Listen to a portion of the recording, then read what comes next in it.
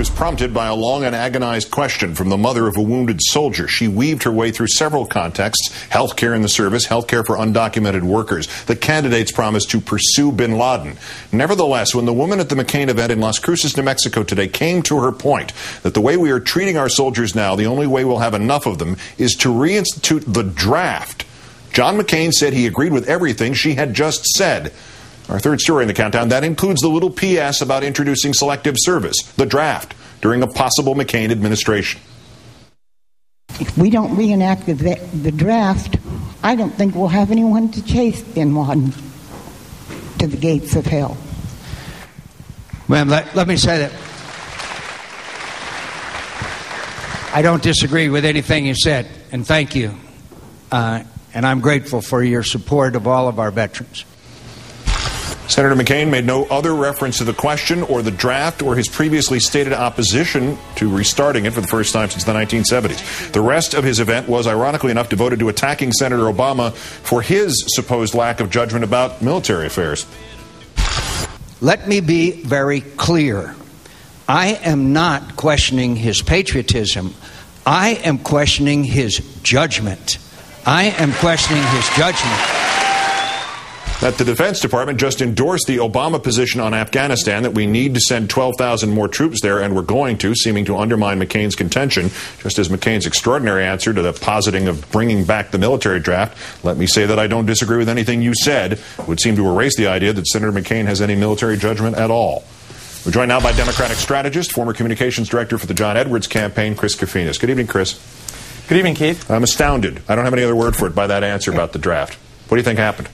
It's a pretty stunning statement. I mean, what's amazing about John McCain, if you've noticed during this campaign, he's changed his positions so many times, whether it's taxes, Social Security, health care, Iraq, and now the draft. I mean, he's earned a PhD in double talk in this campaign, but it really, I think, speaks to something bigger, that he will simply say anything to win this election, and it's a really dangerous direction he seems to be going, to be willing to say anything literally to win over an audience. My assumption looking at that would be the woman has gone on for a minute and a half, and as sincerely felt as her pain obviously was, she was a little hard to follow, and maybe he wasn't listening towards the end there and was just waiting for her to finish so he could give her some sort of pro forma answer. But having said that, if he didn't mean that, if he wasn't listening, if he doesn't disagree with an audience member's contention that we need to bring back the draft, why has there not been a follow-up statement from the McCain campaign saying, hey, verbal typo? Yeah, I mean, the campaigns don't let gaffes just sit there. If they really are concerned about something that shouldn't have been said, they'll walk it back.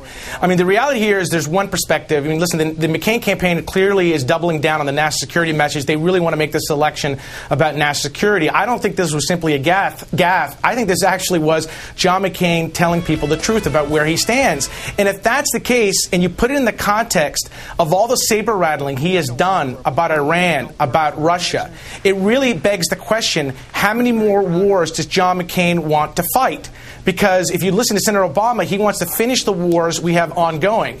And I think that is a really telling statement. And I think this thing is going to have much more legs in the coming days. I asked Chuck Todd about this earlier because he was there, and I didn't want to keep him for half an hour just to get a number out of him. But he said that if this is actually McCain's position, and it's actually meant to be said, this will by itself double Obama's lead.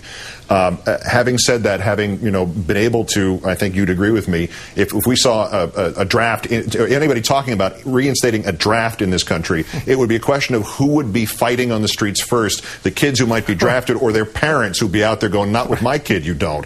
But getting away from that for a second, I think those are almost givens. You're on Obama's campaign, you hear this today, you do what? Well, you couldn't have hoped for anything better to turn out young people and parents. And the funny thing is, John McCain wants to make this about the draft. I mean, the reality here is we have the best military in the world because it's a volunteer force. The notion that somehow a draft is what we need, no, we don't need a draft. What we need is wisdom in the White House. So I think what the Obama campaign has to do is hit John McCain squarely about this and ask a very simple question. How many more wars does John McCain want to fight? Our servicemen and women need to know.